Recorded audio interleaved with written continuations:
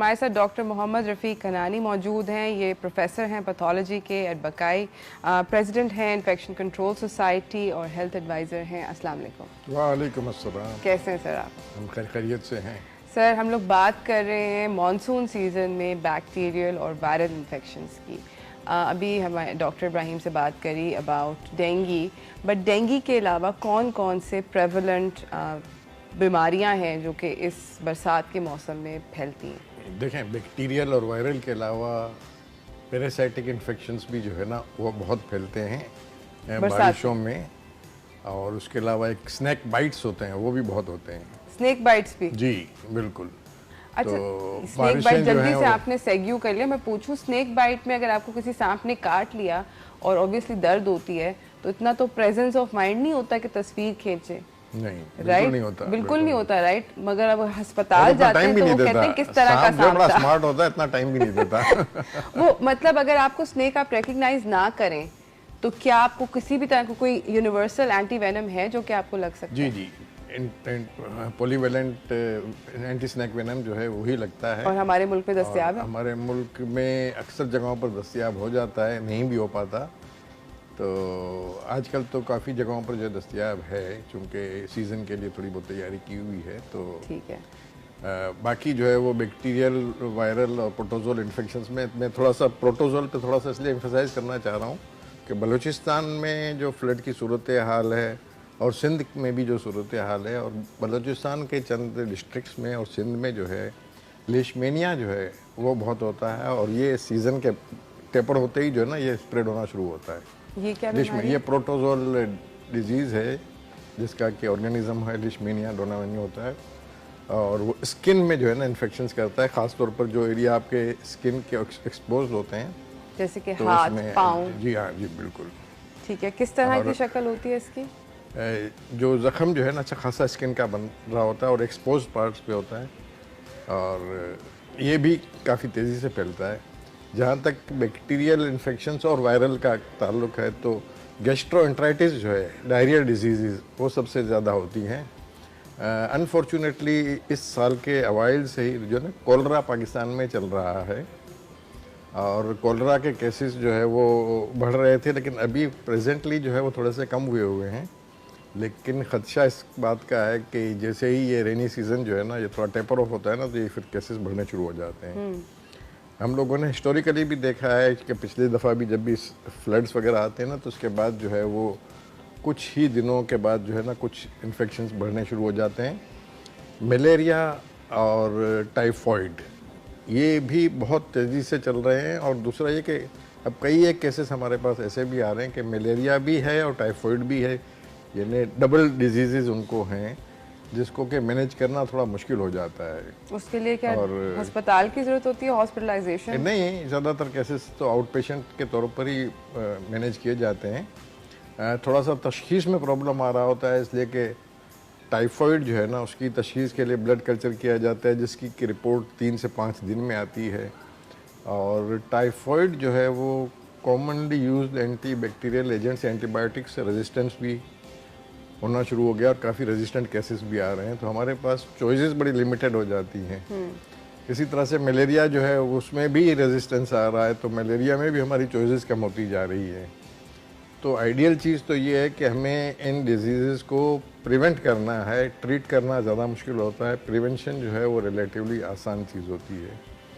और जनरल हमारे यहाँ हाइजीनिक मेजर्स भी कम लिए जाते हैं। सैनिटाइजेशन जो है ना वो बड़ी पुअर है, और पर्टिकुलरली जब फ्लड की सिचुएशन होती है तो आपको पता है कि गांव के गांव, देहात के देहात भी बह जाते हैं उसमें, और जो हमारा सीवरेज सिस्टम है वो भी कोलैप्स हो जाता है। तो इस लिहाज से, और अब जो है ना ये सीज़न है जिसमें कि मच्छर जो है ना इनकी पॉपुलेशन और मक्खियों की पॉपुलेशन बढ़ती जाएगी।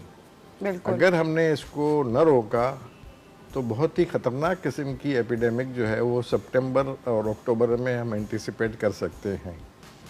रियली यानी कि मतलब टाइटैनिक प्रोपोर्शंस की। बिल्कुल। अच्छा, मैं यहाँ पर ये पूछना चाहती हूँ डॉक्टर साहब कि इनमें से कौन कौन से अमराज ऐसे हैं, because you see malaria, dengue, typhoid, ये नाम सुन सुन के मुझे लगता है कि लोगों का जो डर है ना वो थोड़ा ख़त्म हो गया है। इनमें से जानलेवा, जब आप जैसे ही बोलते हैं ना जानलेवा अमराज क्या है, तो जानलेवा अमराज क्या है? देखें, जानलेवा अमराज जो है ना, हम तो आजकल देख रहे हैं कि इवन टाइफाइड जो है वो और मलेरिया दोनों ही जानलेवा हो जाते हैं अगर बरवक्त तशखीस ना हो और प्रॉपर इलाज और मुकम्मल इलाज ना हो। और चूंकि टाइफाइड जो है वो आमतौर पर हम कहते हैं कि ओरल खाने और पीने से होता है, फीकल ओरल रूट से होता है ट्रांसमिट। तो टाइफाइड बाद दफ़ा पूरी की पूरी फैमिली में 3-3, 4-4 लोगों को हो जाता है एक फैमिली में। सर, मैं प्रिवेंशन के बारे में आपसे बात करना चाहती हूँ कि अमराज बहुत सारे हैं। आपने बोला कि इनमें से बहुत सारे ऐसे अमराज हैं जो कि अगर ट्रीट ना किए जाएं तो मौत का बायस भी बन सकते हैं।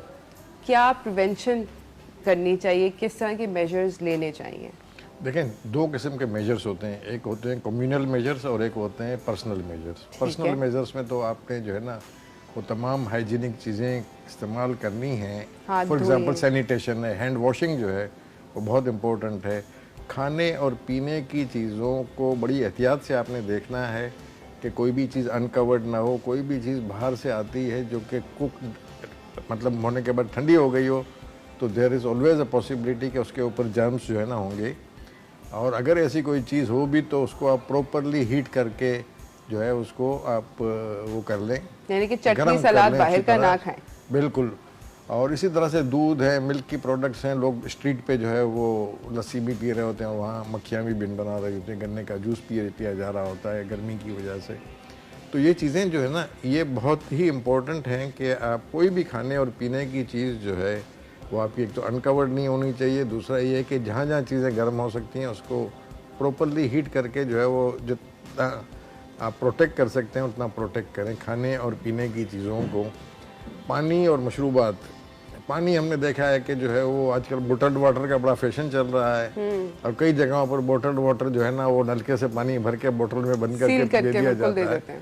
तो इस किस्म की चीज़ों से जो है ना वो आप बहुत सारी चीज़ें अपने आप को और अपनी फैमिली को प्रोटेक्ट कर सकते हैं। बच्चे ख़ास तौर पर जो स्कूल गोइंग बच्चे हैं तो स्कूल्स में जाके वो ऐसी चीज़ें खा पी लेते हैं जहाँ जो कि प्रॉपरली प्रोटेक्टेड नहीं होती।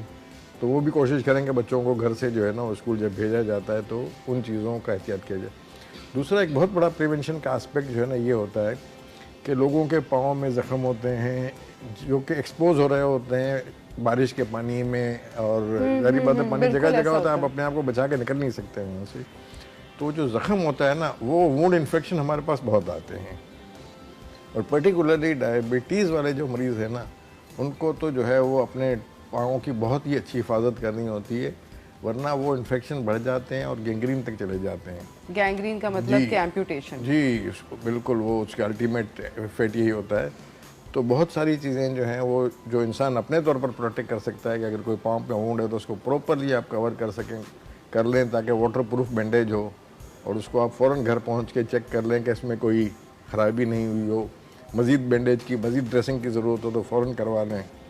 और इसी तरह से जो है वो खाने पीने के अलावा जो दूसरा जो मेजर चीज़ है जो कि मॉस्किटोज़ एंड फ्लाइज़ हैं उनको आपने अपने एनवायरनमेंट से कम करना है, रोकना है, एलिमिनेट। और मॉस्किटो बाइट से अगर एक्सपोजर होने का ख़तरा हो तो आपको मुख्तलिफ़ चीज़ें करनी होती हैं जिसमें आप के स्प्रेज भी हैं, इलेक्ट्रिकल वो भी हैं जो कि मॉस्किटोज़ की और उसकी फ्लाइज़ की पॉपुलेशन को कम कर देते हैं। उसके अलावा expose parts of the body जो है वो आप एक तो कम से कम रखें, और अगर एक्सपोज है तो फिर आप मॉस्किटो रिपेलेंट लगा लें, कड़वा तेल लगा लें जो कि बाइट जो है ना उसको प्रिवेंट कर सकता है।